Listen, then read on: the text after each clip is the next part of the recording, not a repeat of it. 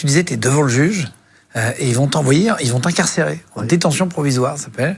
Et c'est là où tu vas partir à la prison de Los, donc c'est vers Lille, c'est ça? C'est ça, ouais, c'était l'une des plus anciennes prisons. Il me confirme que c'est une prison délabrée. Dure, quoi. Très dure. Et il me dit, je vous laisse imaginer pour vivre, monsieur Larry. Et donc, c'est vrai que là, ça commence à me dire, putain, Farid, waouh. Je dis, putain, je vais arriver en prison, non. Le cauchemar, quoi. Ouais, je dis, non, il joue. Et là, je crois que ton cerveau, pour pas que tu tiltes, pour pas que tu décoches, ben, il t'envoie une information, il essaye de te rassurer en disant, mais non, ils essayent.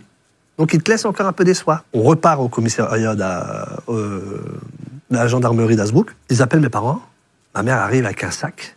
Et là, c'était très dur parce que ma mère, bah, tu vas où, Farid? Et je suis là à retenir mes larmes et tout. Je dis non, t'inquiète pas, maman, dans 48 heures, je serai dehors. Et donc, j'arrive devant cette fameuse prison de Los, où c'était une vieille prison en pierre de souvenirs, où t'as une grande porte en ferraille qui s'ouvre. Et là, t'arrives et t'as un couloir qui est... Et les gendarmes me disent, bah, tu sais ce qu'on fait au vieux ici? Et je dis, mais moi, j'ai rien volé, j'ai rien vu. C'est pas moi. J'arrête pas de vous le dire. Et il me dit, bah, toi aussi, tu vas te faire violer. Donc c'est vrai que t'es sûr que tu... Avant la défection d'une partie de sa majorité à l'Assemblée, M. Pinet a remis la démission de son gouvernement au président de la République après être demeuré 10 mois au pouvoir.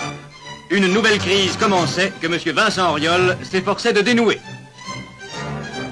Après avoir reçu, selon l'usage, les principales personnalités politiques, le président de la République poursuivait ses consultations.